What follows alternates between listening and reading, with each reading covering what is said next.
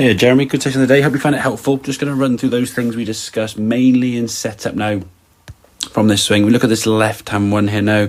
For me, the shaft just a little bit too far back in the stance or back behind your hands there.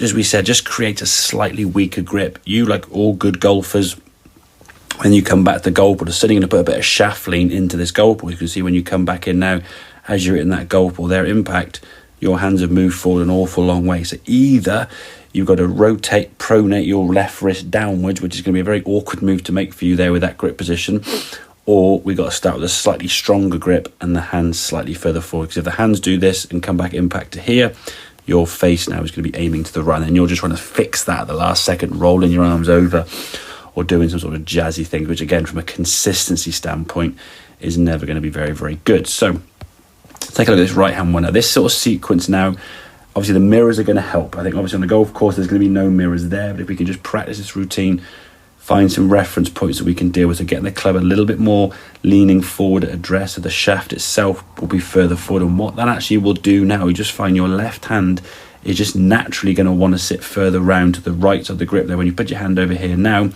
you'll find your left hand's going to want to sit a bit stronger.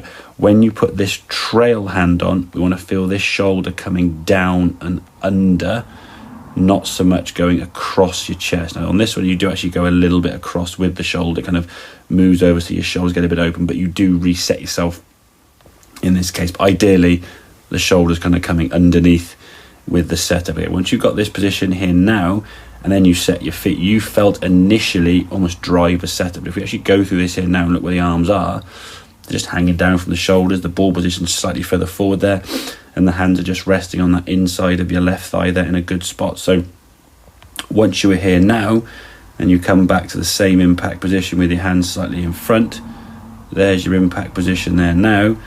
Look where your hands kind of started off there. They've only moved forward an inch or so. So the strike on that golf ball now is going to maintain a much more square club face. Definitely going to give you a much more consistent strike. So practice the setup in front of the mirror to the point where it just becomes second nature. And then from there, we just make some normal swings and you'll find the club can make a lot squarer, and the need to try and square the club face up will be gone. So I hope that makes sense. Any questions, obviously give me a shout and I'll catch up with you soon. Cheers, Jeremy.